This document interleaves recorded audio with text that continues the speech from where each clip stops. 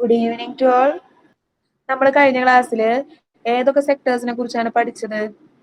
നമ്മള് British government ഏതൊക്കെ മേഖലകളിലാണ്, ഏതൊക്കെ സെക്ടേഴ്സിലാണ് മാറ്റങ്ങൾ വരുത്തിയത് എന്നുള്ളതിനെ, ഏതൊക്കെ സെക്ടേഴ്സിലാണ് അവർ കൂടുതൽ ഇൻവോൾവഡ് ആയിരുന്നതിനെ കുറിച്ചൊക്കെ ആയിരുന്നു നമ്മൾ പഠിച്ചിരുന്നത് അല്ലെ. നമ്മൾ അഗ്രികൾച്ചർ സെക്ടർ നോക്കി അല്ല, അവിടെ സ്റ്റാഗ്നേഷൻ വന്നതിനുള്ള കാരണങ്ങള്, അതുപോലെ തന്നെ ബ്രിട്ടീഷ് ഗവൺമെന്റ് വന്നതിന്റെ പ്രധാനപ്പെട്ട ലക്ഷ്യം, എയിം, മോട്ടീവ് എന്തായിരുന്നു എന്നുള്ളത് നോക്കി അല്ലെ. നമ്മള് ആ ചാപ്റ്ററിന്റെ കണ്ടിന്യൂഷൻ തന്നെയാണ് ഇന്ന് എടുക്കാനായിട്ട് പോകുന്നത്. അപ്പൊ നമ്മള് കഴിഞ്ഞ ക്ലാസ്സിൽ ഏതൊക്കെ പോർഷൻസ് ആയിരുന്നു പഠിച്ചിരുന്നത്? നമ്മൾ അഗ്രികൾച്ചർ സെക്ടറിലെ ഏതൊക്കെ മേഖലകളിലാണ് മാറ്റം വന്നതിനെ കുറിച്ച് പഠിച്ചു അല്ലെ. നമ്മുടെ അഗ്രികൾച്ചർ സെക്ടർ കൊമേഴ്ഷ്യലൈസ്ഡ് ആയി അല്ലെ. അതുപോലെ തന്നെ ഇൻഡസ്ട്രിയൽ സെക്ടറിനെ കുറിച്ച് നമ്മൾ പഠിച്ചു. പ്രധാനപ്പെട്ട രണ്ട് മോട്ടീവ്സ് എന്തായിരുന്നു? അതായത് നമ്മുടെ ഇന്ത്യനെ ഒരു എക്സ്പോർട്ടർ ആക്കിയിട്ട് മാറ്റുക എന്നുള്ളതായിരുന്നു അവരുടെ മെയിൻ ആയിട്ടുള്ള ലക്ഷ്യം. അതുപോലെ തന്നെ ടിസ്കോ എന്ന് പറയുന്ന ഒരു കമ്പനി ഇൻകോർപ്പറേറ്റ് ചെയ്തു ഇൻ 20th സെഞ്ചുറിയിൽ. പിന്നെ അതുപോലെ ഹാൻഡിക്രാഫ്റ്റ് ഇൻഡസ്ട്രീസ് എല്ലാം ഡിക്ലൈൻ ചെയ്തു. പിന്നെ നമ്മൾ ക്യാപിറ്റൽ ഗുഡ്സ് ഇൻഡസ്ട്രി എന്താന്നുള്ളത് പഠിച്ചിട്ടുണ്ടായിരുന്നു അല്ലെ. അതിന്റെ എക്സാമ്പിൾസും എന്തൊക്കെയാന്നുള്ളത് പഠിച്ചിട്ടുണ്ടായിരുന്നു. പിന്നെ അതുപോലെ തന്നെ അടുത്തതായിട്ട് നമ്മൾ നോക്കാനായിട്ട് പോകുന്നതാണ് foreign trade. Okay, foreign trade എന്ന് പറഞ്ഞാൽ എന്താണ്? ഫോറിൻ, നമ്മൾ ഒരുപാട് സ്ഥലങ്ങളിൽ നമ്മൾ ഇങ്ങനെ ഫോറിൻ എന്നുള്ള വേർഡ് കേട്ടിട്ടുണ്ടായിരിക്കും. ചിലരുടെ പാരന്റ്സ് ഒക്കെ എവിടെയാന്ന് ചോദിക്കുമ്പോൾ പറയും പാരന്റ്സ് ഫോറിനിലാണ് എന്നൊക്കെ പറയും അല്ലെ. ഫോറിൻ എന്ന് പറയുന്ന വാക്കിന്റെ അർത്ഥം, ഫോറിൻ ട്രേഡ് എന്ന് പറയുന്നത് അപ്പൊ എന്തായിരിക്കും? ആർക്കെങ്കിലും പറയാൻ പറ്റുമോ? അതെ തന്നെ, വെരി ഗുഡ് വെരി ഗുഡ്. അതായത് ഫോറിൻ ട്രേഡ്, വിദേശ വ്യാപാരങ്ങള്. നമ്മുടെ ഇന്ത്യക്ക് പല രാജ്യങ്ങളുമായിട്ടും വ്യാപാരങ്ങള് ഉണ്ടായിരുന്നു. അപ്പൊ അതില് ബ്രിട്ടീഷ് ഗവൺമെന്റ് വന്നപ്പോ എന്തൊക്കെ മാറ്റങ്ങളാണ് വന്നതിനെ കുറിച്ചാണ് നമ്മൾ ഈ ടോപ്പിക്കിൽ പഠിക്കാനായിട്ട് പോകുന്നത്. അപ്പൊ foreign trade, India has been an important trading nation ancient times. അതായത് നമ്മുടെ ഇന്ത്യ പുരാതന കാലം മുതൽക്ക്, അതായത് ഏൻഷ്യൻ ടൈംസ് മുതൽ തന്നെ ഈ ഫോറിൻ ട്രേഡില് വളരെയേറെ ഫേമസ് ആയിരുന്നു, വളരെയേറെ പ്രശസ്തി ഉണ്ടായിരുന്നു. എന്തിന്? ഫോറിൻ ട്രേഡിന്. ഫോറിൻ ട്രേഡ് അതായത് ഇന്ത്യൻ ഗവൺമെന്റ് ഇന്ത്യയിൽ പണ്ട് മുതൽക്കേ തന്നെ, പുരാതന കാലം മുതലേ തന്നെ വിദേശ വ്യാപാരത്തിന് ഏറെ പ്രാധാന്യം കൊടുത്തിരുന്നു. But restrictive policies of commodity production, trade and tariff pursued by the colonial government adversely affect the structure, composition and volume of India's foreign trade. അപ്പോൾ ഇവിടേക്ക് ആര് വന്നു? ഇതിലൊക്കെ ആര് ഇടപെടാൻ തുടങ്ങി? നമ്മുടെ ബ്രിട്ടീഷ് ഗവൺമെന്റ്. അതായത് ബ്രിട്ടീഷ് ഗവൺമെന്റ് എന്തിലൊക്കെയാണ് നയങ്ങൾ, അതായത് പോളിസീസ് നടപ്പിലാക്കിയത്? കമ്മോഡിറ്റി പ്രൊഡക്ഷൻ, അതായത് പ്രൊഡക്റ്റുകളുടെ ഉൽപാദനത്തില്, കമ്മോഡിറ്റി പ്രൊഡക്ഷൻ ഉൽപാദനം. അതുപോലെ ട്രേഡ്, ട്രേഡ് എന്ന് പറഞ്ഞാൽ എന്താണ്? വ്യാപാരം. ടാരിഫ് എന്ന് പറഞ്ഞാലോ നികുതി. അതായത് നമുക്കറിയാം, നമ്മൾ പല കഴിഞ്ഞ ക്ലാസ്സിലും പഠിച്ചിട്ടുണ്ടായിരുന്നു, ലാൻഡ് സെറ്റിൽമെന്റ് സിസ്റ്റത്തിലൊക്കെ ടാരിഫ് ഒക്കെ കൊടുക്കേണ്ട വന്നിരുന്നു എന്നൊക്കെ പറഞ്ഞില്ലേ നമ്മള്, കൾട്ടിവേറ്റേഴ്സ്. അപ്പോൾ ഇതിലും നമ്മുടെ ബ്രിട്ടീഷ് ഗവൺമെന്റ് സാധനങ്ങളുടെ, അതായത് പ്രൊഡക്റ്റുകളുടെ ഉൽപാദനത്തിലും വ്യാപാരത്തിലും അതുപോലെ തന്നെ നികുതിയിലൊക്കെ പലതരത്തിലുള്ള പോളിസീസ് നടപ്പിലാക്കാനായിട്ട് തുടങ്ങി. ആരാണ് തുടങ്ങിയത്?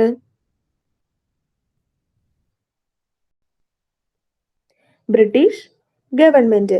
ഇതെല്ലാം നമ്മുടെ ഇന്ത്യയുടെ ഫോറിൻ ട്രേഡിനെ വളരെ മോശമായ രീതിയിൽ ബാധിച്ചു. അതാണ് ഇവിടെ പറയുന്നത്. It is adversary affected the structure, composition and volume of India's foreign trade. Structure എന്ന് പറഞ്ഞാൽ എന്താ? ഘടന. അതായത് ആ ഒരു വിദേശ വ്യാപാരത്തിന്റെ ഒരു സ്ട്രക്ചറിന്, അതുപോലെ തന്നെ കോമ്പോസിഷൻ, ഘടകങ്ങളെ, വോളിയം അതിന്റെ അളവിനെ, ഇതിനെയൊക്കെ വളരെയേറെ മോശമായ രീതിയിൽ ബാധിച്ചു എന്നാണ് പറയുന്നത്.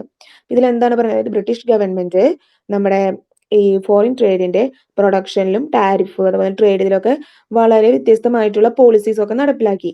ഇത് നമ്മുടെ ഇന്ത്യൻ ഗവൺമെന്റിന്റെ സ്ട്രക്ചറിന്, നമ്മുടെ ഫോറിൻ ട്രേഡിന്റെ സ്ട്രക്ചറും അതുപോലെ തന്നെ പ്രൊഡക്ഷൻ നടത്തുന്നതിനുള്ള അളവുകളിൽ ഒക്കെ വളരെയേറെ വ്യത്യാസങ്ങൾ വരുത്തി. അപ്പൊ ഇതിന്റെ ഫലമായിട്ട് India became an exporter of primary products. Primary പ്രൊഡക്റ്റുകളുടെ ഒരു എക്സ്പോർട്ടർ ആയിട്ട് ഇന്ത്യ മാറി. അപ്പൊ എന്തൊക്കെയാണ് പ്രൈമറി പ്രൊഡക്റ്റ് എന്നുള്ളതൊക്കെ നമുക്ക് നോക്കാം കേട്ടോ. അപ്പോൾ പ്രൈമറി പ്രൊഡക്ട്സിന്റെ ഒരു എക്സ്പോർട്ടർ ആയിട്ട് ആര് മാറി? ഇന്ത്യ മാറി. അതുപോലെ തന്നെ importer of finished consumer goods and capital goods. Capital goods എന്താന്നുള്ളത് നമ്മൾ കഴിഞ്ഞ ക്ലാസ്സിൽ പഠിച്ചിട്ടുണ്ടായിരുന്നു. അപ്പൊ നമ്മൾ പ്രൈമറി പ്രൊഡക്റ്റിന്റെ എക്സ്പോർട്ടർ ആയി മാറി ഇന്ത്യ. അതുപോലെ തന്നെ importer of finished consumer goods and capital goods. ഇനി നമ്മൾ ഇവിടെ ഒരുപാട് ഈ പ്രൈമറി പ്രൊഡക്റ്റ് എന്താണെന്ന് നോക്കാം. നമുക്ക് ഫിനിഷ്ഡ് കൺസ്യൂമർ ഗുഡ്സ് എന്താണെന്ന് നോക്കാം, ക്യാപിറ്റൽ ഗുഡ്സ് എന്താണെന്ന് നോക്കാം. ടീച്ചർ അതൊരു ബോക്സിൽ ഇവിടെ കൊടുത്തിട്ടുണ്ട്, നിങ്ങൾക്ക് കുറച്ചും കൂടി മനസ്സിലാവാൻ വേണ്ടിയിട്ട്, എക്സാമ്പിൾസ് അറിയാൻ വേണ്ടിയിട്ട്. ഓക്കെ, പ്രൈമറി പ്രൊഡക്ട്സ് എന്തൊക്കെയാണ് വരുന്നത്? ഒരാളൊന്ന് വായിച്ചേ. റോ സിൽക്ക് എന്ന് പറഞ്ഞാല് പട്ട് എന്ന് പറയും, അതായത് ഒരു അസംസ്കൃത മെറ്റീരിയൽ ആണത്. അതുപോലെ തന്നെ കോട്ടൺ എന്ന് പറഞ്ഞാൽ നമുക്കറിയാം പരുത്തി. വൂൾ എന്ന് പറഞ്ഞാൽ എന്താണ്? കമ്പിളി. ഓക്കെ, പിന്നെ ഷുഗർ എന്താണ്? പഞ്ചസാര. ഇൻഡിഗോ എന്ന് പറഞ്ഞാലോ നീലം, നമ്മള് നിറം നൽകണത്. Okay, IndiGo colour. നമ്മളൊരു അതായത് ഈ തുണികളുമ്പോഴും ഈ അങ്ങനെയൊക്കെ ഒരു കളർ നൽകുന്ന ഇതിനെയാണ് നമ്മള് റോ മെറ്റീരിയലിനെയാണ് നമ്മള് ഇൻഡിഗോ എന്ന് പറയുന്നത്. ജൂട്ട് അത് നമുക്കറിയാം അല്ലെ. ഇതൊക്കെയാണ് പ്രൈമറി പ്രൊഡക്ട്സ്, അതായത് പ്രാഥമികമായിട്ട് നമ്മൾ ഉപയോഗിക്കുന്ന പ്രൊഡക്റ്റുകൾ. നമുക്കറിയാലോ നമ്മുടെ അതായത് പണ്ട് കാലത്ത്, അതായത് ഈ ബ്രിട്ടീഷ് ഗവൺമെന്റിന്റെ സമയത്തൊക്കെ നമ്മുടെ കൂടുതലായിട്ടും നമ്മൾ ഉപയോഗിക്കുന്നത് എന്തൊക്കെയായിരുന്നു? കോട്ടണും അതുപോലെ തന്നെ ഷുഗർ വൂൾ. ഇതൊക്കെ നമുക്ക് നമ്മുടെ പ്രൈമറി പ്രൊഡക്ട്സ് ആയിരുന്നു. നമ്മുടെ ഇന്ത്യയിൽ വളരെ സുലഭമായിട്ട് നമുക്ക് ലഭിക്കുന്ന പ്രൊഡക്റ്റുകൾ തന്നെയായിരുന്നു. ഇനി കൺസ്യൂമർ ഗുഡ്സ് എന്ന് പറഞ്ഞാൽ എന്തായിരിക്കും? അത് ഏതൊക്കെയാണ്? Cotton, silk, woollen clothes. Very good. അപ്പൊ ഇതൊക്കെയാണ് എന്ത്? കൺസ്യൂമർ ഗുഡ്സ്, അതായത് കമ്പിളി വസ്ത്രങ്ങൾ. വൂളൻ ക്ലോത്ത്സ് എന്ന് പറയുന്നത് കമ്പിളി വസ്ത്രങ്ങൾ. അതുപോലെ തന്നെ പരുത്തി, കോട്ടൺ എന്ന് പറയുന്നത് പരുത്തി, അതുപോലെ തന്നെ സിൽക്ക് എന്ന് പറയുന്നത് പട്ട്. ഇതൊക്കെയാണ് എന്ത്? കൺസ്യൂമർ ഗുഡ്സ് എന്ന് പറയുന്നത്. അതായത് ഇതിന്റെ ഒരു മലയാളം വേർഡ് എന്ന് പറയുന്നത് ഉപഭോഗ വസ്തുക്കൾ, അതായത് ഫിനിഷ്ഡ് ആയിട്ടുള്ള, അതായത് നമ്മൾ ഉപയോഗത്തിനായിട്ട് നമ്മൾ ഉപയോഗിക്കുന്നത്.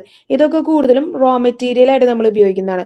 ഈ ഫിനിഷ്ഡ് കൺസ്യൂമർ ഗുഡ്സ് എന്ന് പറയുമ്പോൾ അതായത് നമുക്കത് പൂർണ്ണ രൂപത്തിലായിട്ട് നമുക്കത് ഉപയോഗിക്കാനായിട്ട് പറ്റുന്നതാണ്. ഇനി ക്യാപിറ്റൽ ഗുഡ്സ് ഏതൊക്കെയാണ്?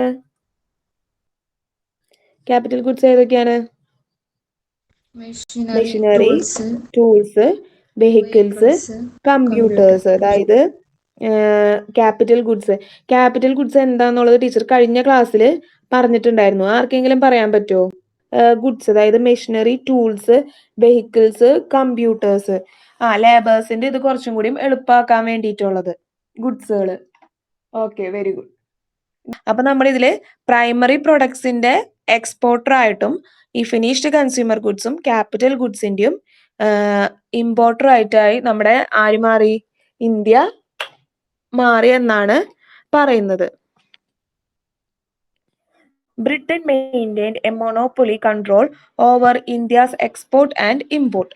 അങ്ങനെ ബ്രിട്ടൻ ഒരു മൊണോപ്പൊളി കൺട്രോൾ എന്ന് പറഞ്ഞാൽ ഒരു ഏകാധിപത്യം, അങ്ങനെ നമുക്ക് പറയാം. മൊണോപ്പൊളി എന്ന് പറഞ്ഞാൽ അതായത് എല്ലാം ബ്രിട്ടന്റെ കീഴില്, ഏകാധികാരം എന്ന് പറയുന്നത് ബ്രിട്ടന് മാത്രമായിട്ട് മാറി. എന്തിന്റെയൊക്കെ? എക്സ്പോർട്ടിന്റെയും ഇമ്പോർട്ടിന്റെയും, അതായത് കയറ്റുമതിയുടെയും ഇറക്കുമതിയുടെയും. ഇന്ത്യയിൽ എന്തൊക്കെ പ്രൊഡക്റ്റ് എക്സ്പോർട്ട് ചെയ്യണം, എന്തൊക്കെ പ്രൊഡക്റ്റ് ഇമ്പോർട്ട് ചെയ്യണം എന്നൊക്കെ തീരുമാനിക്കുന്നത് ആരായി? ബ്രിട്ടനായി മാറി. അങ്ങനെ ഒരു ഏകാധിപത്യം, ഒരു മൊണോപ്പൊളി പവർ ബ്രിട്ടൻ നേടിയെടുത്തു. More than half of India's foreign trade was restricted to Britain while the rest was allowed with a few other countries. അതായത് ഇങ്ങനെ ഒരു മൊണോപ്പൊളി പവർ വന്നപ്പോൾ നമ്മുടെ ഇന്ത്യയുടെ ഫോറിൻ ട്രേഡിന്റെ പകുതിയിലധികം ബ്രിട്ടനുമായിട്ട് എന്താ പറയാ ബന്ധത്തിൽ ഏർപ്പെട്ടു. അതുപോലെ തന്നെ റെസ്റ്റ്, അതായത് ശേഷിക്കുന്ന ഭാഗങ്ങൾ ഏതൊക്കെയാണെന്നുള്ളത് ടീച്ചറോട് ഒരു ഫ്ലോ ചാർട്ട് കൊടുത്തിട്ടുണ്ട്. ഏതൊക്കെ കൺട്രീസ് ആണ്? China, Persia, Ceylon, Sri Lanka, Ceylon. അതായത് ഇങ്ങനത്തെ രാജ്യങ്ങളുമായിട്ട് ഫോറിൻ ട്രേഡ്, അതായത് വ്യാപാരം നടത്താനായിട്ട് തീരുമാനിച്ചു. അപ്പോൾ ഇതിൽ എന്താണ് പറയുന്നത്? അതായത് ഈ ഫോറിൻ ട്രേഡിന്റെ പകുതിയിലധികം ഭാഗവും ആരായിട്ട്? ബ്രിട്ടനായിട്ടും ബാക്കി ശേഷിക്കുന്ന ഭാഗങ്ങൾ ആരൊക്കെയായിട്ട് വ്യാപാരം നടത്താനായിട്ട് തീരുമാനിച്ചു? ഏതൊക്കെ രാജ്യങ്ങളായിട്ട് വ്യാപാരം നടത്താൻ തീരുമാനിച്ചു? China, Persia, Ceylon. ഈ രാജ്യങ്ങളൊക്കെ ആയിട്ട് വ്യാപാരം നടത്താനായിട്ട് നിർബന്ധിതരായി. ഇന്ത്യ അത്രയ്ക്കും എന്താ പറയാ കമ്പൽഡായി, അതായത് വേറെ വഴിയില്ല ഇന്ത്യക്ക്, ഇവരെ അനുസരിക്കാൻ മാത്രമേ ഒരു വഴിയുള്ളൂ. അത്രയ്ക്കും റെസ്ട്രിക്റ്റഡ് ആയിട്ടുള്ള പോളിസീസ് ഒക്കെയാണ് ബ്രിട്ടീഷ് ഗവൺമെന്റ് നടപ്പിലാക്കിയിരുന്നത്. അപ്പോൾ ഇന്ത്യക്ക് വേറെ വഴിയില്ല. അപ്പോൾ ഇവരുടെ റൂൾസും കാര്യങ്ങളും അനുസരിച്ച് ജീവിക്കുക എന്നുള്ളതായിരുന്നു ഇന്ത്യയുടെ ആകെ കൂടിയുള്ള ഒരു വഴി എന്ന് പറയുന്നത്. അപ്പോ ബ്രിട്ടൻ, അതായത് ഫോറിൻ ട്രേഡിന്റെ പകുതിയിലധികം ഭാഗവും ആരുമായിട്ട് ഇതിലായി, ബ്രിട്ടനായിട്ടും ബാക്കി ശേഷിക്കുന്ന ഭാഗം ഈ രാജ്യങ്ങളുമായിട്ടും നടത്താൻ നിർബന്ധിതരായി. ഈ സൂയസ് കനാലിനെ കുറിച്ച് ആരെങ്കിലും കേട്ടിട്ടുണ്ടോ?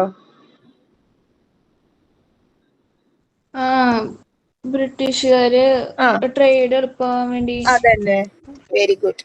അതായത് ട്രേഡ് എളുപ്പമാവാൻ വേണ്ടിയിട്ട് ഒരു ജലമാർഗം പോലെ ഉണ്ടാക്കിയതാണ് ഇത്. അപ്പൊ ഇവർക്ക് ഈസി ആയിട്ട് സാധനങ്ങള് അങ്ങോട്ടും ഇങ്ങോട്ടും ഷിഫ്റ്റ് ചെയ്യാനൊക്കെ ആയിട്ട് വളരെ എളുപ്പമായി. അപ്പൊ ഇങ്ങനൊരു സൂയസ് കനാല് ഓപ്പൺ ചെയ്തത് കൂടിയായിട്ട് ബ്രിട്ടീഷ് കൺട്രോൾ, ഇന്ത്യയുടെ ഫോറിൻ ട്രേഡിന്റെ മേലുള്ള ബ്രിട്ടീഷ് കൺട്രോൾ ഒന്നും കൂടിയും ശക്തിപ്പെട്ടു എന്നാണ് പറയുന്നത്. സൂയസ് കനാൽ എന്താന്നുള്ളത് നമുക്ക് നോക്കാട്ടാ.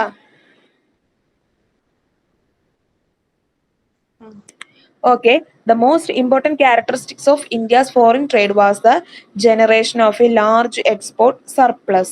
അതായത് മെയിൻ ആയിട്ടും ഇന്ത്യയുടെ ഫോറിൻ ട്രേഡിന്റെ പ്രധാനമായിട്ടുള്ളൊരു ലക്ഷ്യം എന്ന് പറയുന്നത് ലാർജ് ആയിട്ട്, അതായത് എക്സ്പോർട്ട് സർപ്ലസ്, കൂടുതലായിട്ട് സാധനങ്ങൾ എക്സ്പോർട്ട് ചെയ്യാം. ഓക്കെ, അതായിരുന്നു മെയിൻ ആയിട്ടുള്ള ഒരു ലക്ഷ്യം എന്ന് പറയുന്നത്. ബ്രിട്ടീഷിന്റെ ഭരണകാലത്ത് ഈ ഫോറിൻ ട്രേഡിന്റെ ഒരു പ്രത്യേകമായിട്ടുള്ള അല്ലെങ്കിൽ പ്രാഥമികമായിട്ടുള്ളൊരു ഫോർമോസ്റ്റ് ഇമ്പോർട്ടൻ്റ് ആയിട്ടുള്ള ലക്ഷ്യം എന്ന് പറയുന്നത് വളരെയേറെയുള്ള ലാർജ് എക്സ്പോർട്ട് സർപ്ലസ് അത് എന്താ പറയാ മെയിൻറ്റെയിൻ ചെയ്യുക എന്നുള്ളതായിരുന്നു ഈ ബ്രിട്ടീഷ് ഗവൺമെന്റിന്റെ പ്രധാനമായിട്ടുള്ള ലക്ഷ്യം. നമ്മൾ കൂടുതലായിട്ട് എക്സ്പോർട്ട് നടത്തുമ്പോൾ നമുക്ക് എന്താ കിട്ടുക? നമ്മൾ കൂടുതലായിട്ട് ഇവിടുത്തെ വസ്തുക്കളൊക്കെ നമ്മൾ കയറ്റുമതി ചെയ്യാണ്. അപ്പൊ നമുക്ക് എന്ത് കിട്ടും? ഏർണിങ്സ് കിട്ടും അല്ലെ? കൂടുതലായിട്ട് നമുക്ക് ഏർണിങ്സ് കിട്ടും. അപ്പൊ കൂടുതലായിട്ട് അവർക്ക് പ്രോഫിറ്റും കിട്ടാൻ വേണ്ടിയിട്ടാണ് അവർ ഇങ്ങനെ ചെയ്തത്. But this surplus came at a huge cost to the country's economy. Several essential commodities like food grains, clothes, kerosene, etc. This scarcely available in the domestic market. ഇതിലെന്താണ് പറയുന്നത്? അതായത് ഇത് കെറോസിൻ എന്ന് പറഞ്ഞാൽ എന്താണ്? മണ്ണെണ്ണ. അതായത് പിന്നെ അതുപോലെ തന്നെ ക്ലോത്ത്സ്, ഫുഡ് ഗ്രെയിൻസ് എന്ന് പറഞ്ഞാൽ നമ്മുടെ എന്താ പറയാ ഫുഡ് ഐറ്റംസ് എന്തും അതിൽ ഉൾപ്പെടാം. ഫുഡ് ഗ്രെയിൻസ് എന്ന് പറയുമ്പോൾ ഭക്ഷ്യധാന്യങ്ങള്. ഓക്കെ, അപ്പൊ ഇതൊക്കെ ഇങ്ങനെ നമ്മുടെ എസെൻഷ്യൽ കമ്മോഡിറ്റീസ് ആണ് ഇവയൊക്കെ അല്ലെ. നമുക്കിപ്പോ ഫുഡ് ഇല്ലാണ്ട് ജീവിക്കാൻ പറ്റില്ല. ക്ലോത്ത്സും വളരെ ഇമ്പോർട്ടന്റ് ആണ്. കെറോസിനും, അതായത് മണ്ണെണ്ണ. പണ്ട് കാലത്തൊക്കെ ഇലക്ട്രിസിറ്റി ഉണ്ടായിരുന്നോ? ഇല്ല അല്ലെ. അപ്പൊ നമുക്ക് കെറോസിനൊക്കെ വളരെ എസെൻഷ്യൽ ആയിട്ടുള്ള ഒരു കമ്മോഡിറ്റി ആയിരുന്നു. ഇങ്ങനെ നമ്മൾ കൂടുതലായിട്ട് സാധനങ്ങൾ എക്സ്പോർട്ട് ചെയ്യുമ്പോൾ നമ്മുടെ ആവശ്യത്തിന് ഉപയോഗിക്കാൻ നമുക്ക് എസെൻഷ്യൽ കമ്മോഡിറ്റീസിന്റെ അവൈലബിലിറ്റി കൂടുകയാണോ ചെയ്യുക, കുറയാണോ ചെയ്യുക? കുറയും അല്ലെ. Very good. അതായത് അതന്നെയാണ് ഇവിടെയും സംഭവിച്ചത്. ഹ്യൂജ്, അതായത് എല്ലാം നമ്മൾ സർപ്ലസ് കൂടുതലായിട്ട് നമ്മൾ എക്സ്പോർട്ടും കാര്യങ്ങളിലൊക്കെ കോൺസെൻട്രേറ്റ് ചെയ്തപ്പോൾ നമ്മുടെ എസെൻഷ്യൽ കമ്മോഡിറ്റീസ് ആയിട്ടുള്ള ഫുഡ് ഗ്രെയിൻസും ക്ലോത്ത്സും കെറോസിനും ഒക്കെ നമ്മുടെ ഡൊമസ്റ്റിക് മാർക്കറ്റ്, അതായത് എന്താ പറയുക ഡൊമസ്റ്റിക് മാർക്കറ്റ് എന്ന് പറയുമ്പോൾ നമ്മുടെ ഇപ്പൊ അടുത്തുള്ള, അതായത് നമ്മുടെ ഡൊമസ്റ്റിക് ആയിട്ടുള്ള വീട്ടാവശ്യം അങ്ങനത്തെ ഒരു മാർക്കറ്റ് എന്ന് നമ്മൾ പറയൂലേ, നമ്മുടെ ആഭ്യന്തരമായിട്ടുള്ള കാര്യങ്ങൾക്കുള്ള മാർക്കറ്റിൽ നമുക്ക് അതിന്റെ അവൈലബിലിറ്റി വളരെയേറെ കുറഞ്ഞു. അതിന് കാരണം എന്താണ്? ഈ ലാർജ് ആയിട്ടുള്ള എക്സ്പോർട്ട് സർപ്ലസ് കാരണം നമ്മുടെ എസെൻഷ്യൽ ആയിട്ടുള്ള കമ്മോഡിറ്റീസിന്റെ ലഭ്യത ആഭ്യന്തര കമ്പോളത്തിൽ വളരെയേറെ കുറഞ്ഞു. അതാണ് ഇവിടെ പറയുന്നത്. This export surplus did not result any flow of gold or silver into India. അതായത് ഇങ്ങനത്തെ ഒരു എക്സ്പോർട്ട് സർപ്ലസ് എന്തിനൊന്നും ബാധിച്ചില്ല എന്നാണ് പറയുന്നത്. ഗോൾഡും സിൽവറും ഫ്ലോ, അതായത് അതിന്റെ എന്താ പറയാ ഫ്ലോ എന്ന് പറഞ്ഞാൽ ഒരു ഒഴുക്ക്, അത് വർദ്ധിപ്പിച്ചില്ല എന്നാണ് ഇവിടെ പറയുന്നത്. അതിലൊന്നും വലിയ കാര്യമായിട്ടുള്ള ഒരു സർപ്ലസ് ഉണ്ടായില്ല എന്നാണ് പറയുന്നത്. ഇന്ത്യയിലേക്കുള്ള നമ്മുടെ ഗോൾഡിന്റെയും സിൽവറിന്റെയും ഒഴുക്ക് വലിയ രീതിയിൽ വർദ്ധിച്ചില്ല എന്ന് മാത്രമല്ല, ബ്രിട്ടീഷുകാരുടെ എന്തിനൊക്കെ യുദ്ധ ചെലവുകള്, അതുപോലെ അങ്ങനെ അവരുടെ ആവശ്യങ്ങൾ വിവിധ അതുപോലെ തന്നെ എന്താ പറയാ നമുക്ക് ബ്രിട്ടീഷുകാരുടെ ഭരണം ഇതിനൊക്കെ വളരെയേറെ പൈസ ആവശ്യമാണ് അല്ലെ യുദ്ധ ചെലവുകൾക്ക്. അതുപോലെ തന്നെ ഇറക്കുമതി ചെയ്യാനായിട്ടും ഒരുപാട് പൈസ ആവശ്യമാണ്. ഇതിനൊക്കെ വേണ്ടിയിട്ട് പൈസ ഉപയോഗിക്കുകയും ചെയ്തു. മനസ്സിലായോ പറഞ്ഞത്?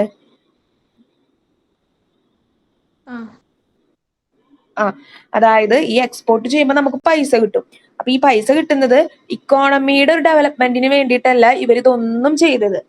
ബ്രിട്ടീഷുകാരുടെ ഭരണം സ്മൂത്ത് ആയിട്ട് നടക്കാൻ, അതുപോലെ തന്നെ വിവിധ തരം war, expense on war, government colonial government in the Britain, അതുപോലെ തന്നെ എന്താണ് ഇറക്കുമതി ചെയ്യാൻ, ഇപ്പൊ നമുക്കൊരു പ്രൊഡക്റ്റ് ഇറക്കുമതി ചെയ്യാനായാലും നമുക്ക് പൈസ ആവശ്യമാണ്.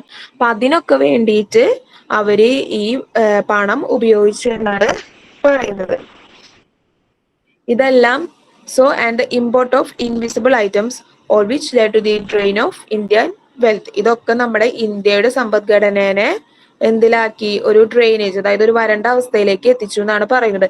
നമ്മുടെ ഇന്ത്യക്ക് യാതൊരുവിധ പുരോഗതിയോ ഒന്നും ലഭിക്കുന്നില്ല. ഒബ്വിയസ്ലി നമ്മളിപ്പോ ഇവിടുന്ന് കുറെ സാധനങ്ങളൊക്കെ കയറ്റുമതി ചെയ്യുമ്പോൾ നമുക്കത് കൂടുതൽ ഉപകാരമാണാവുക, കാരണം നമുക്ക് അത്രയും ഏർണിങ്സ് കിട്ടും. പക്ഷെ ഇതൊന്നും ബ്രിട്ടീഷ് ഗവൺമെന്റ് നമ്മുടെ ഇന്ത്യൻ ഇക്കോണമിയുടെ ഒരു ഡെവലപ്മെന്റിന് വേണ്ടിയിട്ടല്ല ചെയ്തത്. അവരുടെ ഇൻട്രസ്റ്റും അവരുടെ വെൽത്ത് പ്രൊട്ടക്ട് ചെയ്യാൻ വേണ്ടിയിട്ടാണ് ഇതെല്ലാം ചെയ്തത്.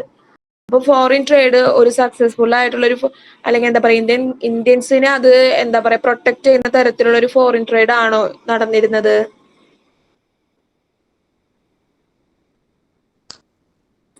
ആണോ നടന്നിരുന്നത്? അല്ല. ഓക്കെ, ഇന്ത്യൻ അവിടെ എന്താ പറയാ ഒരു ആനുകൂല്യങ്ങളോ അല്ലെങ്കിൽ ഒരു ബെനിഫിറ്റോ ഒന്നും ലഭിച്ചിരുന്നില്ല. ബ്രിട്ടീഷുകാരുടെ എന്താ പറയാ മാർക്കറ്റിംഗ് അല്ലെങ്കിൽ അവരുടെ പ്രൊട്ടക്ഷനും അവർക്ക് കൂടുതൽ ഏർണിങ്സും കാര്യങ്ങളും കിട്ടാൻ വേണ്ടിയിട്ടാണ് അവർ പല മാർഗങ്ങളും സ്വീകരിച്ചത്. ഓക്കെ, ഇനി നമ്മൾ പറഞ്ഞില്ലേ സൂയസ് കനാൽ എന്താന്നുള്ളത്. ഓക്കെ, അതായത് അതൊരു ജലമാർഗം ആയിരുന്നു. അതാരാണ് കൊണ്ടുവന്നത്? ബ്രിട്ടീഷ് ഗവൺമെന്റ് തന്നെയാണ് കൊണ്ടുവന്നത്. അതായത് പരസ്പരം ടീച്ചർ ഫുള്ള് ഇങ്ങനെ വായിക്കുന്നില്ല, ജസ്റ്റ് നിങ്ങൾക്ക് ഒരു ഐഡിയ തരാം. അതായത് ഒരു ജലമാർഗം ആയിരുന്നു, ഒരു വാട്ടർ വേ ആയിരുന്നു എന്തെന്ന് പറയുന്നത് സൂയസ് കനാൽ എന്ന് പറയുന്നത്. പല രാജ്യങ്ങൾ തമ്മിൽ ബന്ധിപ്പിക്കാൻ വേണ്ടിയിട്ടുള്ളതായിരുന്നു എന്ന് പറയുന്നുണ്ട്. പിന്നെ അതുപോലെ തന്നെ എന്താ പറയാ സാമ്പത്തികമായിട്ടും അതുപോലെ തന്നെ ഒരു ഫിനാൻഷ്യലി അതുപോലെ തന്നെ strategically and economically it is one of the most important water ways in the world. അതായത് സാമ്പത്തികമായിട്ടും തന്ത്രപ്രധാനമായിട്ടും ലോകത്തിൽ തന്നെ ഏറ്റവും വലിയൊരു ജലമാർഗങ്ങളിൽ ഒന്നായിരുന്നു ഈ സൂയസ് കനാൽ എന്ന് പറയുന്നത്. പിന്നെ അതുപോലെ ഇറ്റ്സ് ഓപ്പണിംഗ് ഇൻ 1869 ഇത് ഓപ്പണിംഗ് ചെയ്തത്. And it reduce the cost of transportation. അതായത് നമ്മുടെ എന്താ പറയാ യാത്രാ ചെലവ് വളരെയേറെ കുറഞ്ഞു. ഇത് ഓപ്പൺ ചെയ്തതോട് കൂടിയിട്ട്, ഈ സൂയസ് കനാൽ ഓപ്പൺ ചെയ്തതോട് കൂടിയിട്ട് കോസ്റ്റ് ഓഫ് ട്രാൻസ്പോർട്ടേഷൻ റെഡ്യൂസ് ചെയ്തു. And made access to the Indian market easier. എന്തുണ്ടായി? നമ്മുടെ ഇന്ത്യൻ കമ്പോളത്തിലേക്കുള്ള പ്രവേശനം അത് വളരെയേറെ ഈസിയർ ആയിട്ട് മാറി. എന്തിന്റെ വരവോട് കൂടിയിട്ട്? സൂയസ് കനാലിന്റെ വരവോട് കൂടിയിട്ട്. അപ്പൊ എന്താണ് സൂയസ് കനാൽ? അതിന്റെ ഒരു പ്രധാന ലക്ഷ്യം എന്തായിരുന്നു എന്നുള്ളത് മനസ്സിലായോ? മെയിൻ ആയിട്ടും വളരെ വലിയൊരു ജലമാർഗമായിരുന്നു. അത് വന്നതോട് കൂടിയിട്ട് നമ്മുടെ ഇന്ത്യൻ മാർക്കറ്റിലേക്ക് നമുക്ക് എളുപ്പത്തിൽ ആക്സസ് ചെയ്യാനായിട്ട് പറ്റി. പിന്നെ ഇതിന്റെ ട്രാൻസ്പോർട്ടേഷൻ കോസ്റ്റ് എന്ന് പറഞ്ഞാൽ വളരെ കുറവായിരുന്നു എന്ന് പറയുന്നുണ്ട്. നമ്മുടെ ബ്രിട്ടനും ഇന്ത്യനും തമ്മിൽ ബന്ധിപ്പിക്കുന്ന ഒരു ജലമാർഗമായിരുന്നു എന്ന് പറയുന്നുണ്ട്. ഓക്കെ, അപ്പൊ അതാണ് എന്ത് സൂയസ് കനാൽ എന്ന് പറയുന്നത്. അപ്പൊ എല്ലാവർക്കും നമ്മുടെ എന്താണ് ഈ ഫോറിൻ ട്രേഡ് എന്താന്നുള്ളത് എല്ലാവർക്കും മനസ്സിലായോ? അപ്പൊ ഫോറിൻ ട്രേഡില് പ്രധാനമായിട്ടും എന്തൊക്കെ കാര്യങ്ങളാണ് പറയുന്നത്? ഫോറിൻ ട്രേഡില് പ്രധാനമായിട്ടും പറയുന്നത് എന്തായിരുന്നു? നമ്മുടെ ഏൻഷ്യൻ ടൈംസ് പറഞ്ഞു. ലാർജ് എക്സ്പോർട്ട്, മെയിൻ ആയിട്ടും പ്രൈമറി പ്രൊഡക്റ്റ് എക്സ്പോർട്ടർ ആയിട്ടും ഫിനിഷ്ഡ് കൺസ്യൂമർ ഗുഡ്സും ക്യാപിറ്റൽ ഗുഡ്സിന്റെയും ഇമ്പോർട്ടർ ആയിട്ടും ഇന്ത്യ മാറി. പിന്നെ സൂയസ് കനാലിന്റെ കാര്യം കൂടി നമ്മൾ ഇതിൽ മെൻഷൻ ചെയ്യണം കേട്ടാ. അപ്പൊ അത് ഓപ്പൺ ചെയ്തതോട് കൂടിയിട്ട് ഈ ബ്രിട്ടീഷ് ഗവൺമെന്റിന്റെ കൺട്രോൾ ഒന്നും കൂടി എന്ന് പറയുന്നുണ്ട്. പിന്നെ അതുപോലെ തന്നെ നമ്മുടെ ഫുഡ് ഗ്രെയിൻസ് ഇങ്ങനെ എല്ലാം എക്സ്പോർട്ട് ചെയ്യുന്നത് വഴിയായിട്ട് ഫുഡ് ഗ്രെയിൻസ് ക്ലോത്ത്സ് ഇതിന്റെ ഒക്കെ അവൈലബിലിറ്റി വളരെയേറെ കുറഞ്ഞു എന്ന് പറയുന്നുണ്ട്. ഓക്കെ, ഇത്രയും കാര്യങ്ങളൊക്കെയാണ് ഫോറിൻ ട്രേഡിൽ പ്രധാനമായിട്ടും പറയുന്നത്. ഇനി നമുക്ക് അടുത്ത ടോപ്പിക്കാണ് ഡെമോഗ്രാഫിക് കണ്ടീഷൻ. ഡെമോഗ്രാഫിക് എന്ന് പറഞ്ഞാൽ എന്താണ്?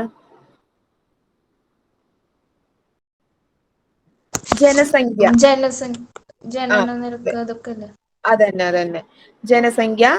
ഡെമോഗ്രാഫിക് കണ്ടീഷൻ നമ്മുടെ ഇന്ത്യയില് ഈ ബ്രിട്ടീഷ് ഗവൺമെന്റിന്റെ സമയത്ത് നമ്മുടെ ഇന്ത്യയിലെ ജനസംഖ്യയുടെ വിതരണം, അതിന്റെ ഒരു ഡിസ്ട്രിബ്യൂഷൻ എങ്ങനെയായിരുന്നു എന്ന് നമുക്ക് നോക്കാം. ഓക്കെ, നിങ്ങൾക്ക് അറിയോ നമ്മുടെ ഇവിടെ ഇന്ത്യയില് സെൻസസ് എത്ര വർഷം കൂടുമ്പോഴാണ് സെൻസസ് നടപ്പിലാക്കണേ? നമ്മുടെ വീടുകളിലേക്ക് ഗവൺമെന്റ് ഉദ്യോഗസ്ഥരെ, ടീച്ചേഴ്സ് ഒക്കെ വരാറുണ്ട് അല്ലെ? നമ്മുടെ എന്താ പറയാ, നമ്മുടെ വീട്ടിൽ ആരൊക്കെ ഉണ്ട്, എല്ലാ കാര്യങ്ങളും അവർ ചോദിക്കും ഇല്ലേ? അത് എത്ര വർഷം കൂടുമ്പോഴാണെന്ന് അറിയോ? എല്ലാ കൊല്ലവും വരാറുണ്ടോ? Very good. 10 വർഷം കൂടുമ്പോഴാണ് നമ്മുടെ രാജ്യത്ത് സെൻസസ് നടത്തുന്നത്. ഓക്കെ, ബ്രിട്ടീഷ് ഗവൺമെന്റിന്റെ സമയത്ത് നമ്മുടെ ഇന്ത്യയില് എങ്ങനെയായിരുന്നു ഈ ജനസംഖ്യയിൽ വന്ന എന്തൊക്കെ മാറ്റങ്ങൾ വന്നു, അങ്ങനത്തെ കാര്യങ്ങൾ എന്തൊക്കെയാണെന്നുള്ളത് നമുക്കൊന്ന് നോക്കാം. Population of British India was first collected through the census in 1881. അതായത് നമ്മുടെ ഇന്ത്യയില് ആദ്യമായിട്ട് ഔദ്യോഗികമായിട്ടൊരു സെൻസസ് നടന്നത് ഏത് വർഷമാണ്? 1881. 1881 ആദ്യമായിട്ട് നമ്മുടെ ഇന്ത്യയിൽ ഒരു സെൻസസ് നടപ്പിലാക്കിയത്. Before 1921 India was the first stage of demographic transition. അതായത് 1921 മുമ്പ് ഇന്ത്യ ജനസംഖ്യാ പരിവർത്തനത്തിന്റെ ആദ്യഘട്ടത്തിലായിരുന്നു.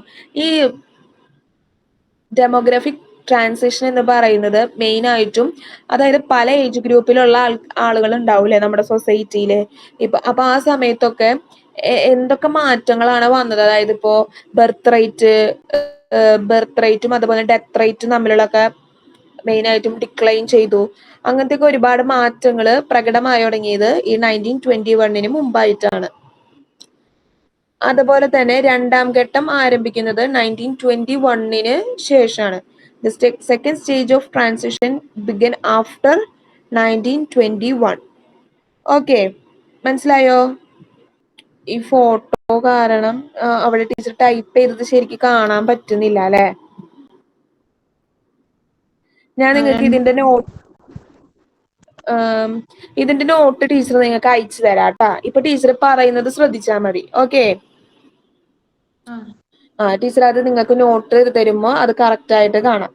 ഓക്കെ, അപ്പോ നമ്മുടെ ഇന്ത്യയിൽ ആദ്യമായിട്ട് സെൻസസ് നടപ്പിലാക്കിയത് 1881 ഒരു ഡെമോഗ്രാഫിക് ട്രാൻസിഷൻ, അതായത് ട്രാൻസിഷൻ എന്ന് പറഞ്ഞാൽ ഒരു ചേഞ്ച്, അത് നമ്മുടെ ഇന്ത്യയിൽ ആദ്യം എന്താ പറയാ, അങ്ങനെ ഒരു മാറ്റം വന്നു തുടങ്ങിയത് 1921 മുമ്പാണ്. അങ്ങനെ ഒരു മാറ്റം വന്നു തുടങ്ങിയത്. അതിന്റെ സെക്കൻഡ് സ്റ്റേജ് ആരംഭിക്കുന്നത് 1921 ശേഷമാണ്. ഇങ്ങനത്തെ ഘട്ടങ്ങളിലൊക്കെ ഇന്ത്യയുടെ എന്താ പറയാ, ജനസംഖ്യ, അതുപോലെ തന്നെ ജനസംഖ്യ വളർച്ച, ഡെമോഗ്രാഫിക്, അതായത് ജനസംഖ്യയിലൊന്നും വലിയ മാറ്റം ഉണ്ടായിരുന്നില്ല. ഓക്കെ, പിന്നെ അതുപോലെ തന്നെ ഇന്ത്യയിലെ സാമൂഹ്യ വികസന സൂചകങ്ങൾ ഒന്നും തന്നെ അതായത് വലിയ മാറ്റങ്ങളൊന്നും ജനസംഖ്യയിൽ വന്നിട്ടുണ്ടായിരുന്നില്ല ഈ സമയങ്ങളില്. ഓക്കെ, അതിനുശേഷം mortality rate was very high. Mortality rate എന്ന് പറഞ്ഞാൽ എന്താണ്? മോർട്ടാലിറ്റി എന്ന് പറഞ്ഞാല് വളരെയേറെ കൂടാനായിട്ട് തുടങ്ങി. ഇൻഫന്റ് മോർട്ടാലിറ്റി എന്ന് പറഞ്ഞപ്പോ എന്തായിരിക്കും? ശിശുമരണ നിരക്ക്. അപ്പൊ മോർട്ടാലിറ്റി റേറ്റ് ഹൈ ആവാനും തുടങ്ങി. അതുപോലെ ഇൻഫന്റ് മോർട്ടാലിറ്റി റേറ്റില് വലിയ ചേഞ്ച് വന്നിട്ടില്ല.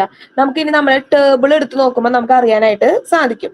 അതുപോലെ തന്നെ ലൈഫ് എക്സ്പെക്ടൻസി എന്ന് പറഞ്ഞാൽ എന്താണ്? നമ്മുടെ ആയുർദൈർഘ്യം, അത് വളരെ എന്താ പറയാ, അലാമിങ് ആയിരുന്നു എന്ന് പറഞ്ഞാൽ നമുക്കതൊരു ഭീഷണിയായിരുന്നു. അതായത് ചിലപ്പോ കൂടാം, ചിലപ്പോ കുറയാം.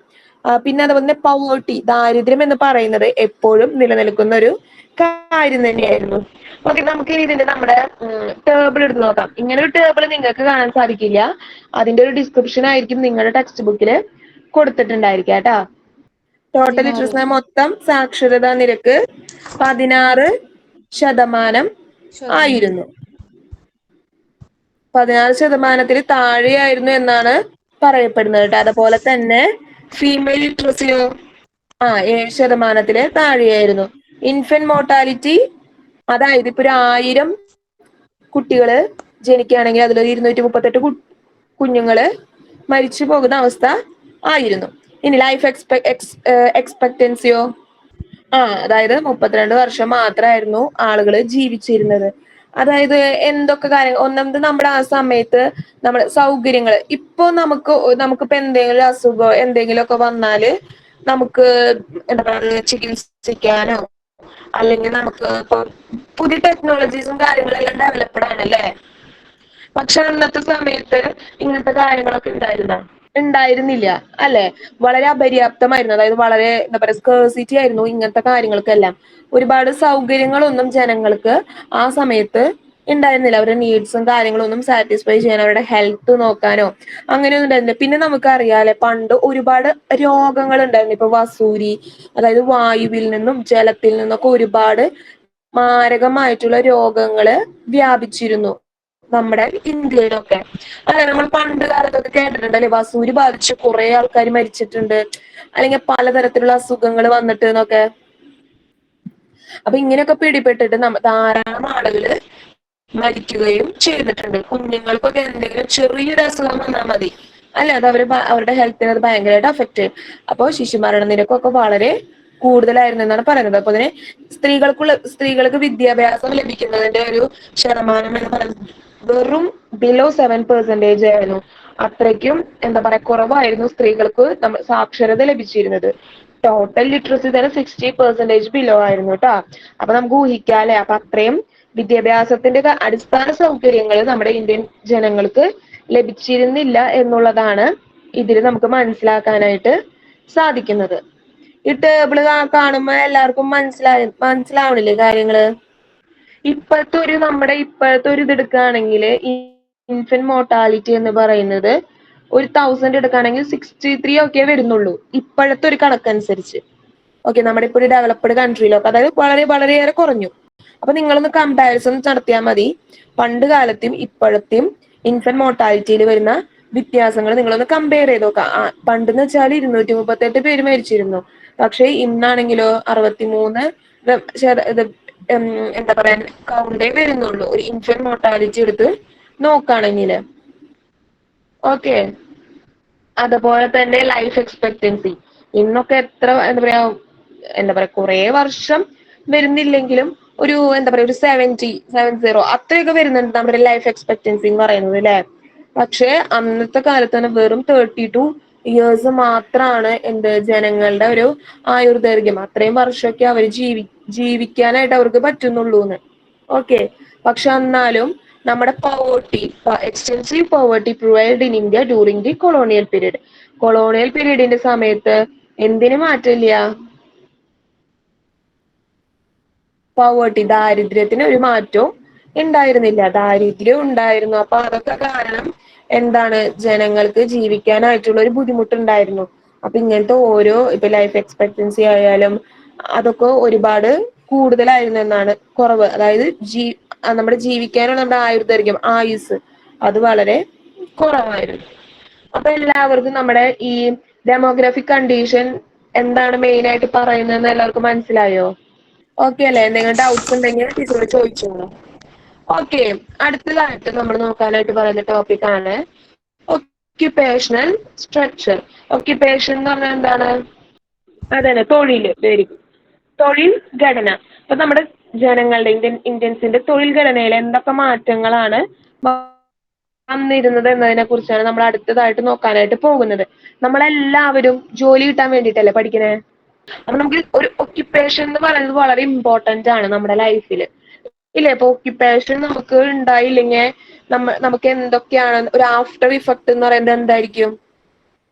ഒക്യുപ്പേഷൻ, നമുക്കൊരു ജോലിയും ഇല്ലാണ്ട് നമ്മൾ വെറുതെ വീട്ടിൽ കുത്തിരിക്കുകയാണെങ്കിൽ എന്താണ് ഉണ്ടാവുക? നമ്മൾ മെയിൻ ആയിട്ടും ഒക്യുപ്പേഷൻ ചെയ്യുന്നത് നമുക്ക് ഏർണിങ്സ് കിട്ടാൻ വേണ്ടിയിട്ടാണ്. അപ്പൊ നമുക്ക് ഒക്യുപ്പേഷനിലൊന്നും നമ്മൾ ഇൻവോൾവ്ഡ് അല്ലെങ്കിൽ നമുക്ക് എന്താ പറയുക നമുക്ക് നിലനിന്ന് പോകാനായിട്ട് ഭയങ്കര ബുദ്ധിമുട്ടായിരിക്കും. ഓക്കെ, അപ്പൊ നമ്മളൊരു ഒക്യുപ്പേഷണൽ സ്ട്രക്ചർ എന്ന് പറഞ്ഞാൽ എന്തായിരിക്കും? ഫസ്റ്റത്തെ പോയിന്റ് എല്ലാവരും ശ്രദ്ധിക്കുക. Occupational structure means distribution of working persons across different industries and sectors. അതായത് ഒരുപാട് മേഖലകളുണ്ട് ഇല്ലേ, അതുപോലെ തന്നെ ഒരുപാട് ഇൻഡസ്ട്രീസ് ഉണ്ട്. ഇതിലെല്ലാം ഡിസ്ട്രിബ്യൂട്ട് ചെയ്ത് കിടക്കുന്ന വർക്കിംഗ് പേഴ്സൺസിനാണ് എന്ത് ഒക്യുപ്പേഷണൽ സ്ട്രക്ചർ എന്ന് പറയുന്നത്. ഇനിയിപ്പോ നമ്മൾ നമ്മുടെ കൊളോണിയൽ പീരീഡിൽ എടുക്കുകയാണെങ്കിൽ ഈ ഒക്യുപ്പേഷണൽ സ്ട്രക്ചറിലും അതുപോലെ തന്നെ അത് വ്യവസായങ്ങളിലായിക്കോട്ടെ മേഖലകളിലും ജോലി ചെയ്യുന്നവരായിക്കോട്ടെ അവരുടെ വിതരണത്തിലൊക്കെ മാറ്റങ്ങൾ പ്രകടിപ്പിച്ചു എന്നാണ് പറയുന്നത്. അപ്പൊ occupational structure means distribution of working persons across different industries and sectors. Okay, അതായത് ഡിഫറെന്റ് സെക്ടേഴ്സിലും ഇൻഡസ്ട്രീസിലുമായിട്ട് ഡിസ്ട്രിബ്യൂട്ട് ചെയ്ത് കിടക്കുന്ന ഒരു വർക്കിംഗ് പേഴ്സൺസ്, അതായത് ജോലി ചെയ്യുന്ന വ്യക്തികളെ പറയുന്നത് എന്താണ് ഒക്യുപ്പേഷണൽ സ്ട്രക്ചർ എന്നാണ് പറയുന്നത്. The agriculture sector accounted for the largest share of work force. നമ്മൾ മുൻ ക്ലാസ്സിൽ നമ്മൾ പഠിച്ചിട്ടുണ്ടായിരുന്നു അല്ലെ, നമ്മുടെ ജനങ്ങളുടെ പ്രധാനപ്പെട്ട ഒരു ലൈവ്ലിഹുഡ് എന്തായിരുന്നു? അതന്നെ അഗ്രികൾച്ചർ സെക്ടർ ആയിരുന്നു. ഇവിടെ പെർസെന്റേജ് ടീച്ചർ കൊടുത്തിട്ടുണ്ട്. 70-75% of peoples are involved in the agriculture sector. ബാക്കി ജനങ്ങള് അല്ലെങ്കിൽ ബാക്കി പേഴ്സൺസ് ഏത് മേഖലയിലായിരിക്കും? Manufacturing and services sectors accounted for only 10 and 52, അതായത് ഒരു 15-20%. ബാക്കി വരുന്ന ശതമാനത്തിലുള്ള ജനങ്ങള് മാനുഫാക്ചറിങ്, അതായത് മാനുഫാക്ചറിങ് എന്ന് പറഞ്ഞാൽ എന്താണ്, വ്യവസായശാലകളിലോ അല്ലെങ്കിൽ സർവീസസ് സെക്ടറിലൊക്കെയാണ് എന്ത് ജോലി ചെയ്തിരുന്നത്. ഓക്കെ, ഇതേപോലെ ടീച്ചർ ഒരു ബോക്സ് ഇവിടെ ഇങ്ങനെ കൊടുത്തിട്ടുണ്ട്. പെർസെന്റേജ് ജസ്റ്റ് നിങ്ങൾക്കൊന്ന് മനസ്സിലാവാൻ വേണ്ടിയിട്ടാണ്. അഗ്രികൾച്ചർ സെക്ടർ പെർസെന്റേജ് എത്രയാണ്? 5-6%. ഇൻഡസ്ട്രി ആണെങ്കിൽ 17%. സർവീസ് സെക്ടർ ആണെങ്കിലോ 1.5%. ഇങ്ങനെയായിരുന്നു ഡിസ്ട്രിബ്യൂഷൻ, നമ്മുടെ എന്താ പറയാ വർക്ക് ഫോഴ്സിന്റെ ഡിസ്ട്രിബ്യൂഷൻ ഇൻ ഡിഫറെന്റ് സെക്ടേഴ്സ്. അപ്പൊ ഇതൊക്കെയാണ് ഇതാണ് മെയിൻ ആയിട്ടും ഒക്യുപ്പേഷണൽ സ്ട്രക്ചറിൽ പറയുന്നത്. മെയിൻ ആയിട്ടും ഏത് സെക്ടറിലായിരുന്നു ഏറ്റവും കൂടുതൽ ഉണ്ടായിരുന്നത്? ഓക്കെ, ഇൻഡസ്ട്രിയൽ സെക്ടറും സർവീസ് സെക്ടറിലും എത്ര പെർസെന്റേജ് ആയിരുന്നു? ഒരു അപ്രോക്സിമേറ്റ്ലി 20-25 എന്താ പറയാ പെർസെന്റേജിലായിരുന്നു നമ്മുടെ സർവീസും ഇൻഡസ്ട്രി സെക്ടറും വ്യാപിച്ചു സ്പ്രെഡ് ആയിട്ട് കിടന്നിരുന്നത്. ജനങ്ങൾ ജോലി ചെയ്തിരുന്നത് ഒരു 50-20% ആണ് നമുക്ക് പറയാം. ഓക്കെ, അപ്പൊ ഇതൊക്കെയാണ് മെയിൻ ആയിട്ടും ഒക്യുപ്പേഷണൽ സ്ട്രക്ചറിൽ ഒക്യുപ്പേഷണൽ സ്ട്രക്ചർ എന്താന്ന് പഠിക്കുക. അതിൽ മെയിൻ ആയിട്ടും ഇൻവോൾവ് ചെയ്തിരുന്ന ഏതൊക്കെ മേഖലകളിലായിരുന്നു എന്നുള്ളതും നോക്കാം. അത്രയാണ് അതിൽ മെയിൻ ആയിട്ടും പറയുന്ന പോയിന്റ്സ് കേട്ടാ. ഓക്കെ, നമ്മളിനി അടുത്തതായിട്ട് നമ്മുടെ ലാസ്റ്റ് ടോപ്പിക് ആണ് എന്താണ്? ഇൻഫ്രാസ്ട്രക്ചർ. അടിസ്ഥാന സൗകര്യങ്ങൾ. ഓക്കെ, ഇപ്പൊ നമ്മളെ കമ്പാരിറ്റീവ്ലി മുൻ വർഷങ്ങളിലൊക്കെ വെച്ച് നോക്കുമ്പോൾ ഇന്ന് നമ്മുടെ രാജ്യത്ത് ഒരുപാട് എന്താ പറയാ ഇൻഫ്രാസ്ട്രക്ചർ ഫെസിലിറ്റീസ് ഉടലെടുത്തിട്ടുണ്ടെന്ന് നമുക്ക് പറയാനായിട്ട് സാധിക്കും ഇല്ലേ? ഇപ്പൊ റെയിൽവേയുടെ ആയിക്കോട്ടെ, ഇപ്പൊ മെട്രോ ഒക്കെ വന്നില്ല, അതൊക്കെ നമ്മുടെ ഒരു എന്താ പറയാ നമ്മുടെ ഇപ്പൊ കേരളത്തിന്റെ ആണെങ്കിലും അല്ലെങ്കിൽ ഇന്ത്യയുടെ ഒക്കെ തന്നെ ഒരു ഇൻഫ്രാസ്ട്രക്ചർ ഫെസിലിറ്റി ആണ്. അതുപോലെ തന്നെ റെയിൽവേ, പോർട്ട്, പിന്നെ അതുപോലെ തന്നെ ഇപ്പൊ എയർപോർട്ടൊക്കെ പുതിയത് വന്നില്ലേ? അതുപോലെ തന്നെ എന്തൊക്കെയാണ് ഇപ്പൊ പുതിയതായിട്ട് വന്ന മാറ്റങ്ങള്? കൂടുതൽ അഡ്വാൻസ്ഡ് ആയില്ലേ നമ്മുടെ കേരളം ആയാലും ഇന്ത്യയൊക്കെ ആയാലും. നിങ്ങൾ കഴിഞ്ഞ ദിവസങ്ങളിലെ പേപ്പറിൽ കണ്ടോന്ന് അറിയില്ല, നമ്മുടെ ഇന്ത്യ എന്ന് പറയുന്നത് സമ്പദ്ഘടനയില് UK എന്ന് പറയുന്നത് യുണൈറ്റഡ് കിങ്ഡം. അതന്നെ, വെരി ഗുഡ്. അതായത് ഇംഗ്ലണ്ടിനെ വരെ എന്താ പറയാ ബാക്കിലാക്കി എന്ന് പറയുന്നുണ്ട്. അതിന് മുന്നിലായി നമ്മുടെ ഇന്ത്യ എന്ന് പറയുന്നത്. അപ്പൊ നമ്മുടെ ഇന്ത്യയുടെ ഒരു സമ്പദ്ഘടന അല്ലെങ്കിൽ ഒരു ഇക്കണോമിക് ഡെവലപ്മെന്റ് എന്ന് പറയുന്നത് വളരെ വലുതാണ്. ഒരുപാട് ജനങ്ങൾക്ക് ഒരുപാട് ഓപ്പർച്യൂണിറ്റീസ് ആയാലും ഒരുപാട് മാറ്റങ്ങളായാലും മറ്റ് കൺട്രീസിലൊക്കെ വെച്ച് നോക്കുമ്പോൾ ഇന്ത്യ ഒരുപാട് മുന്നിലാണെന്ന് നമുക്ക് പറയാനായിട്ട് സാധിക്കും. So we should proud. അതിനൊക്കെ നമ്മൾ ഒരുപാട് പ്രൗഡഡ് മൊമെന്റ്സ് ആണ് അല്ലെ? നമുക്കിപ്പോ പേപ്പറിൽ അങ്ങനെ ഒരു വാർത്ത കണ്ടപ്പോൾ നമുക്ക് ഒരുപാട് സന്തോഷമായി അല്ലെ? നമ്മളിപ്പോ ഇത്രയും വലിയൊരു രാജ്യത്തിനേക്കാളും മുന്നിലായി നമ്മുടെ ഇന്ത്യ എന്ന് പറയുമ്പോൾ അത് നമുക്ക് എന്താണ് ഭയങ്കര ഒരു ഹാപ്പിയസ്റ്റ് മൊമെന്റ്സ് ആണ് നമുക്ക് പറയാം. ഓക്കെ, ഇനി ഇൻഫ്രാസ്ട്രക്ചർ ആണ് നമ്മൾ അടുത്തതായിട്ട് നോക്കാനായിട്ട് പോകുന്നത്. അപ്പൊ നമ്മുടെ ഈ കൊളോണിയൽ പീരീഡില് ഇന്ത്യയിലെ ഇൻഫ്രാസ്ട്രക്ചർ എങ്ങനെയൊക്കെ ആയിരുന്നു നമുക്ക് നോക്കാം. എന്തൊക്കെ മാറ്റങ്ങളാണ് വന്നതെന്ന് നോക്കാം. British developed basic infrastructure facilities. അത് ഏതൊക്കെയായിരുന്നു? Railway, ports, water, transport, post and telegraphs. ഏതൊക്കെയായിരുന്നു? റെയിൽവേസ്, പോർട്ട് എന്ന് പറഞ്ഞാല് തുറമുഖങ്ങള്, പിന്നെ അതുപോലെ തന്നെ വാട്ടർ ട്രാൻസ്പോർട്ട് എന്ന് പറഞ്ഞാൽ ജലഗതാഗതം, പോസ്റ്റ് എന്ന് പറഞ്ഞാൽ തപാല്, അതുപോലെ തന്നെ ടെലഗ്രാഫ്. ടെലഗ്രാഫ് എന്ന് പറഞ്ഞാൽ അറിയില്ലേ എല്ലാവർക്കും? ടെലിഫോൺ സെക്ടറിലൊക്കെ ഒരുപാട് മാറ്റങ്ങൾ വന്നു എന്നാണ് പറയുന്നത്. ഏത് ബ്രിട്ടീഷ് ഡെവലപ്പ് ചെയ്തു ഈ സെക്ടേഴ്സിലൊക്കെ. The real motive behind this development was the meet their colonial interest. ഇതൊക്കെ ഇന്ത്യൻസിന്റെ ഇൻട്രസ്റ്റ് പ്രൊട്ടക്ട് ചെയ്യാൻ വേണ്ടിയിട്ടായിരുന്നോ ഇതൊക്കെ ഈ ഇൻഫ്രാസ്ട്രക്ചേഴ്സ് ഒക്കെ കൊണ്ടുവന്നത്? അല്ല, അല്ലെ? അതായത് ബ്രിട്ടീഷുകാരുടെ ഇൻട്രസ്റ്റ് പ്രൊട്ടക്ട് ചെയ്യാൻ, അവരുടെ ആവശ്യങ്ങൾ മീറ്റ് ചെയ്യാൻ വേണ്ടിയിട്ടായിരുന്നു ബ്രിട്ടീഷ് ഗവൺമെന്റ് ഇത്തരത്തിലുള്ള ഇൻഫ്രാസ്ട്രക്ചേഴ്സ് ഒക്കെ നമ്മുടെ ഇന്ത്യയിൽ നടപ്പിലാക്കിയതെന്നാണ് പറയുന്നത്.